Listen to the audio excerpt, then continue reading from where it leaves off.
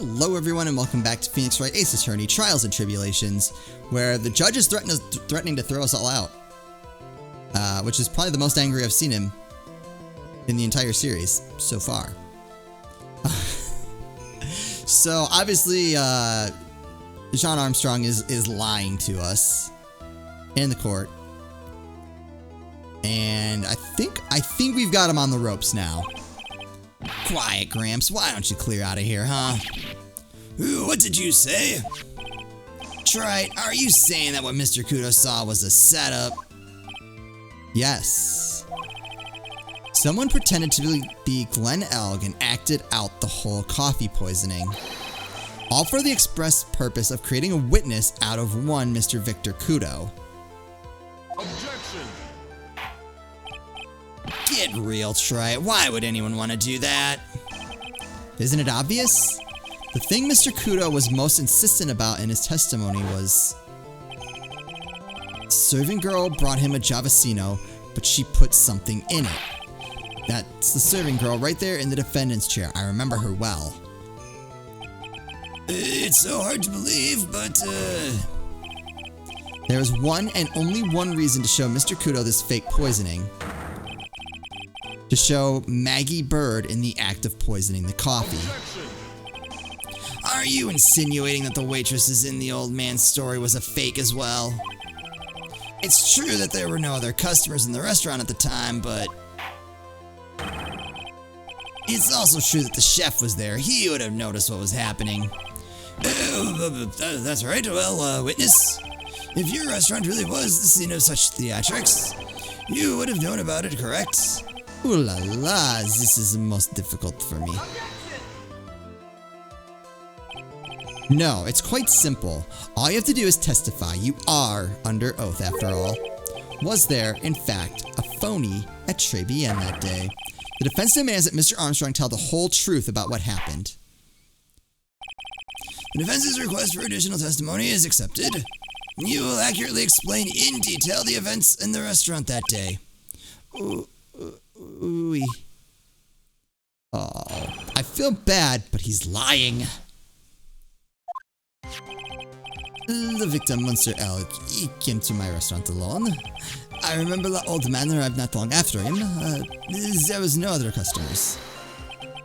When he got word he won the lottery, Mon Elk became very excited. It was approximately 5 minutes later that the poisoning incident occurred. No, there was no time for the phony to do the acting. Lies! Just so we're clear, there was no mirror in the restaurant after all. Je vous demande pardon. Forgive me, Your Honor. I lied because I wanted this mess to be cleared up quickly. What you've just done is commit perjury, Mr. Armstrong. I'll decide how to punish you later. For now, we will hear your cross-examination, Mr. Wright, if you please. He took that perjury charge a bit too well. I'm guessing he'll be in more serious trouble after this cross-examination. What? Literally every single witness that we have ever had in this entire series has committed perjury. Right? I think it would be faster to go through the ones that haven't. Was he alone at his table as well? Mais oui, I saw him from the kitchen. Yet the defendant, Miss Bird, remembers it differently. She swears there's another man at the victim's table. Ha! Unfortunately for you, Wright. Yesterday's witness also testified that the victim was alone. You know, seeing you squirm like that reminds me. A certain coffee's bittersweet, but... What a coffee has he been drinking? It's not coffee, it's love. It's love that's bittersweet. Hearing Maya say that makes her seem wise all of a sudden. Uh-huh. By old man, you mean Victor Kudo, correct? Oui, he comes often for my special coffee. I drank your coffee once, Mr. Armstrong. It's special, I'll give you that.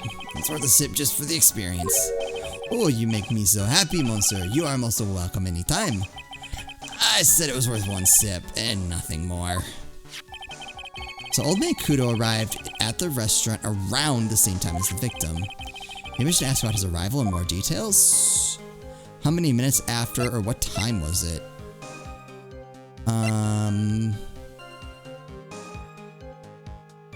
Let's start with what time was it. Out of curiosity, about what time was it when Mr. Kudo arrived? Oh, no, I cannot remember, monsieur. I believe you were told by a witness yesterday. Karma's report at 2:25 by a kind of scary old man, sir. Does that perhaps jog your memory, witness? The incident happened about 20 minutes after he arrived, so the victim must have arrived between 2 p.m. and 2:10 p.m., no? Just after 2, huh? Thank you for your help in jogging my memory, monsieur. You are wonderful. I can sit here all the time and do nothing. I can't sit here and do nothing. Oh my god.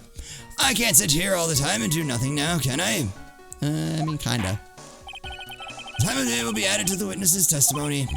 It will be, Monsieur Judge. Everything I do it for you. Merci bien. That's our French, isn't it? I'm glad at least one person is in a good mood. He's even humming a song to himself. It's after 2 p.m. Alright, let's press that. Are you absolutely sure about the time? When I think really hard, I am sure it was just after 2. Oui. It is the time I stopped serving the lunch menu. Yeah, quite right. I always break out for lunch when the restaurants are serving their specials. I've been known to wind up a case early just to make it out on time. Judge, can we add that to the testimony? I guess you should never get between a hungry judge and his lunch. Oh, would you look at that? It's almost lunchtime already. Witness, get on with your testimony, please. No other customers, alright.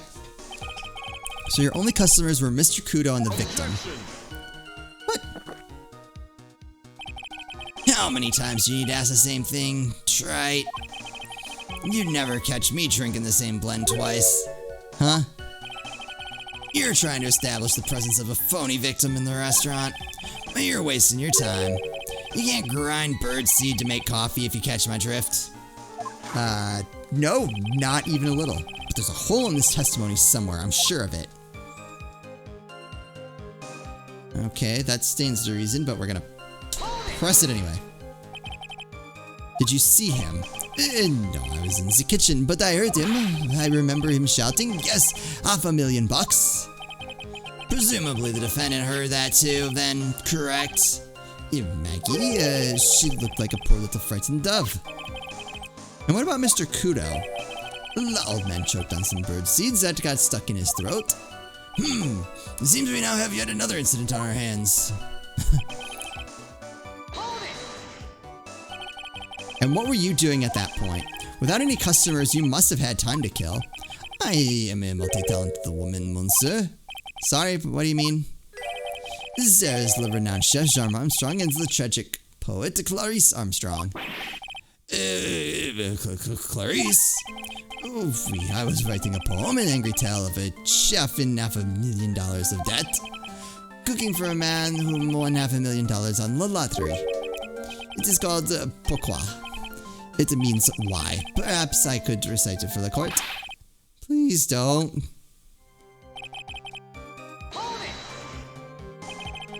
You mean you contacted the police as soon as the incident occurred? I asked the old man to call from La Payphone. By your own argument, Wright. The purpose of this phony victim's performance was so the old man would see it. In other words, once the incident occurred, this opportunity would completely disappear. Indeed. Bien, it seems the shadow of the doubt has been lifted, n'est-ce pas? I guess Mr. Armstrong is connected to this case, huh? Absolutely. Someone was impersonating Mr. Alg, and I refuse to believe he was oblivious. He was there the whole time, after all. But if you're right, wouldn't Maggie have noticed too? She fell unconscious when the incident occurred. Remember? Ah, you mean that's when the phony staged his act? We'll know for sure once I find a hole in this testimony. Oh, there is definitely a big one right there. I remember the old man arrived not long after him, just after 2 p.m. Nope. Because that is done every Monday at 1:30. Got him. I'm I'm afraid I finally got you, Mr. Armstrong. Quoi? What do you mean? At the time in question, the victim was listening to the radio with his earpiece. The show he was listening to was Millionaire Radio. Each week, they announced the winning numbers of the $500,000 lottery ticket. Oui, that must be the show Mon Elg was listening to. I can't see any problems with this testimony, Mr. Wright. I wonder. You say the victim arrived at your restaurant after 2 p.m., correct? Oui, I'm sure of it. I remember it perfectly now. I know it was that time because I just finished serving the lunch menu. Get to the point, Wright, if you have one. That show is broadcast live at 1:30 p.m., and it claims to be the most thrilling 10 minutes of your life.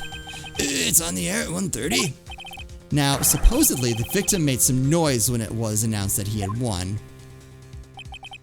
And yet, I don't believe his cry of joy could have occurred after 2 p.m. because the show had already finished more than 30 minutes earlier by that point in time. No. This victim we've been told about has done nothing but the impossible. Listening to the radio with a ruptured eardrum, catching a show that was already over. There's only one conclusion you can draw from these facts. The victim was an imposter, acting out the poisoning 30 minutes after the real murder. Oh, I thought that happened first. Okay. No, this makes more sense. Yes, there were 2 Glen Elgs in Tribulations that day. The real Glen Elg, now dead, having been poisoned by the real killer, and the phony Glen Elg acting out the events for Mr. Kudo to witness. It certainly seems that way. I mean, if that wasn't the case, how could you explain the time discrepancy? Objection. Quite a performance, Wright. You were almost on a roll. But sadly, you lack the rock-hard foundation of rhythm to build your song. What is this? Music Theory 101? Let's recap. According to your imaginative theory, it's now just after 2 p.m. The phony Elg is performing a play for the benefit of Mr. Kudo. How do you explain then where the real Glen Elg is? I don't believe I have to spell this out for the court. However, at that time, the real Glen Elg was already dead. That's certainly the obvious conclusion. Objection.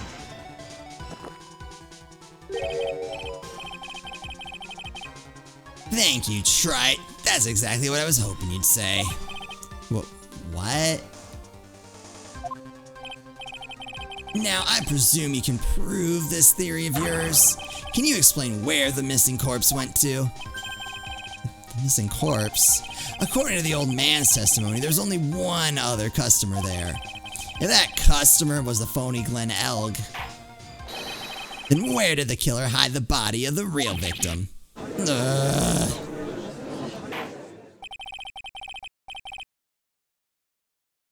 The prosecution has a valid point, Mr. Wright. If your theory is to stand up to examination by the court, you must provide us with the proof by answering the prosecution's question. Where did the killer hide the body? Yes, Your Honor. No conjecture, Wright. Let's hear some facts for once. Show the court a piece of evidence that proves where the body was hidden. Evidence?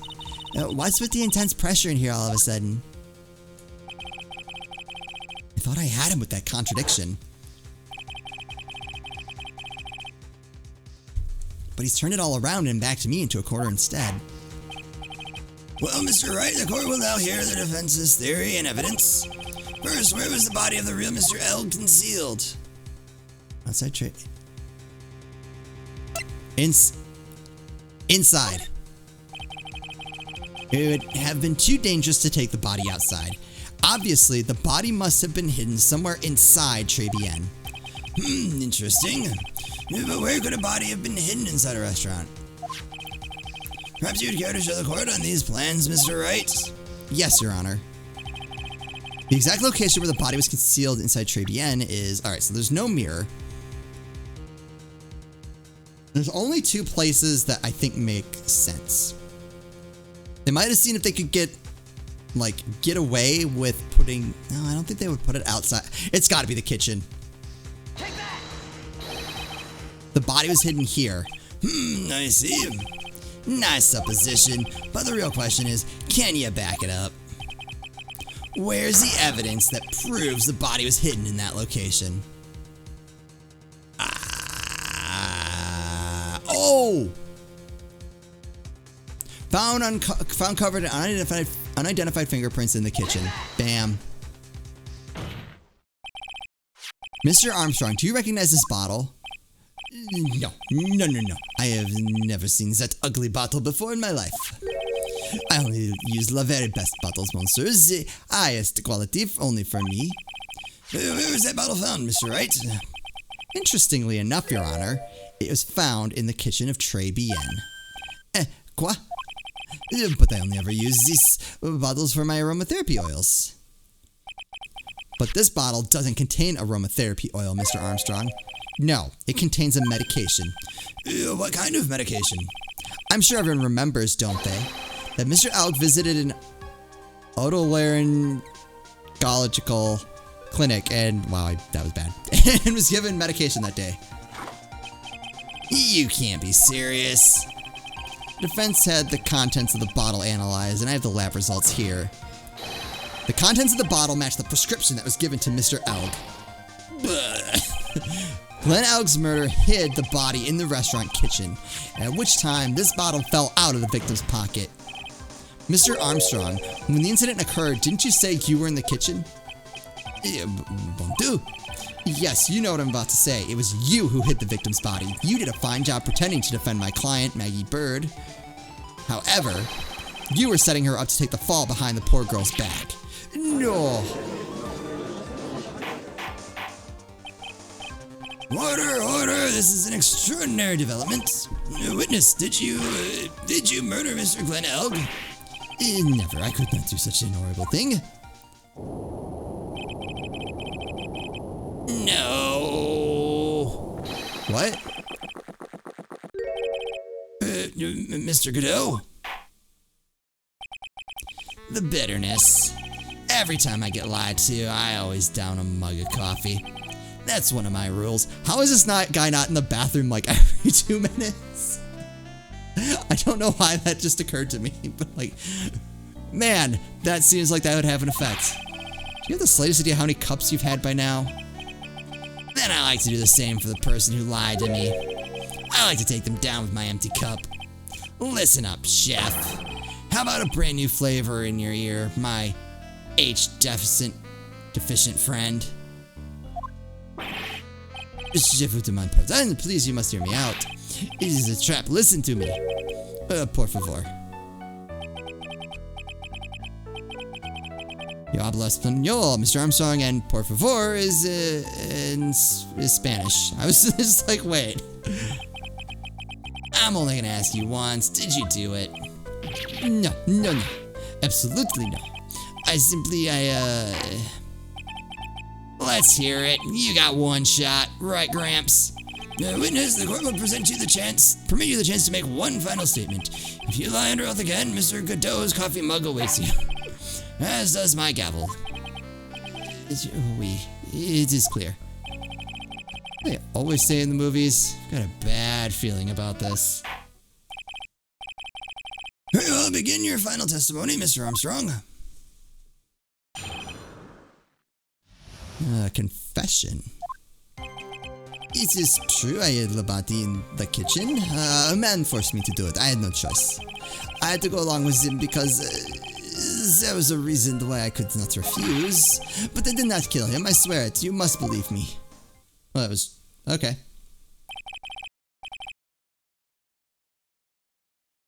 You were forced to? By who? I cannot say or he'll be erased.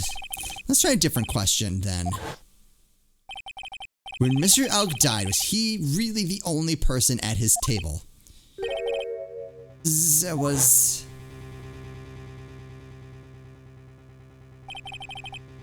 another man. Knew it. Maggie was telling the truth. You may cross-examine the witness now, Mr. Wright. There's just one more thing I need to do. I gotta break this guy and get him to tell us the name of the real killer.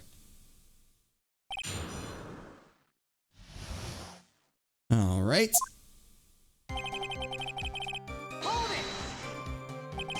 Did you carry the body by yourself? Oui, I carried him. I carried Maggie too. Maggie too? When she saw the victim collapse, she fainted. I could not leave her there. But why did you hide the bodies?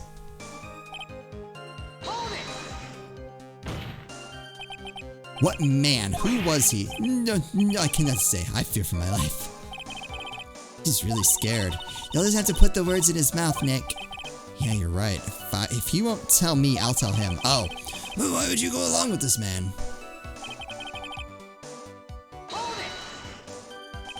And what reason would that be, Mr. Armstrong? You know, monsieur. Yes. Surely you can expect a young maiden to talk about such an embarrassment. A maiden? You're a bit old to get away with that. A bit too male. Can't finish the cross-examination without establishing his reason, so I'll just have to prove it with evidence. But I did not kill him, I swear it, you must believe me. He's already confessed this much, he might as well stop dancing around the real issue. Yeah, but he really doesn't want to tell us who the killer is. Then sock it to him, Nick. Yeah, it's not a bad idea. I can't decide if it wants me to show the contract at the third statement or the tiger's profile at the second. A man forced me to do it. I had no choice. When I pressed this, they said I needed to put the words in his mouth. That if he wouldn't tell us, we should tell him. But also that we know. I wonder if there's two solutions to this. Let's try it. Oh, cool. Got it. Let's end this dance of Ring Around the Rosie, Mr. Armstrong. This is the man that you've been referring to. Ah. Who is that? I feel like I've seen him somewhere before. I don't know. Maybe a month ago in this very courtroom. This man is Furio Tigre. He's the manager of a loan office called Tender Lender. There's no point in trying to hide the truth anymore, Mr. Armstrong. I know you couldn't go against Mr. Tigre, at least not while he had this. Ah, here we go. Here's the loan contract. Nailed it. That worked out. Oh, I wonder if it would have mattered if I'd done it the opposite way, if it would have been any different. A $500,000 loan from a black market loan shark. And you had no way of paying it back, did you? That's why you were forced to do anything this man told you. It is as you say. Mr. Armstrong, Tiger, he told me he was going to use my restaurant for a business rendezvous. On the day in question, he was meeting the victim to demand that he repay his loan. I don't know why it happened like that. I just did what he told me to do, I had no choice. I carried the body and the unconscious Maggie out of the dining area and into the kitchen. After that, I just tried to forget what I had seen. I think we can now safely say that the man who forced your hand was Mr. Furio Tigre.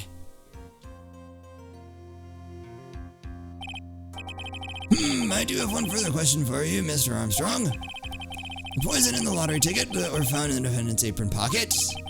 Was that your doing as well? No, I knew nothing about that. Making it look like it was Maggie who had done it, I was not, it is despicable. Mr. Godot, you will summon this Furio Tigre as witness. I doubt that can be arranged today, so we will adjourn for now. Proceedings will continue tomorrow. Uh-oh. 30 minutes. What? The trial will go on. I'll see to it myself. I need half an hour to get that guy on the stand. Not a minute more. How the... Oh, he was ready for this. Don't sit back and relax yet, Wright. No one knows if that chef is really telling the truth or not. This trial could still go either way. Very well, your request is granted, Mr. Godot. We'll resume once Mr. Tigre is ready to take the stand. Until then, court is adjourned for a 30-minute recess while I go and get my lunch. Ah, alright.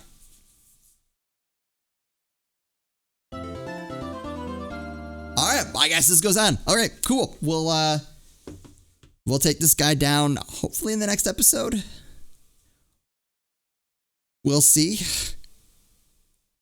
I think, like I said, this is day 2, so this could technically go another day. Because of the information we have, I kind of have my doubts. But I'd be interested in what kind of twist they could pull to stretch this out one more day. Because I guess we really haven't heard from Viola in court yet. So maybe we will go another day. We shall see. Anyway, that's going to do it for me. Thank you all so much for watching, and I'll see you next time.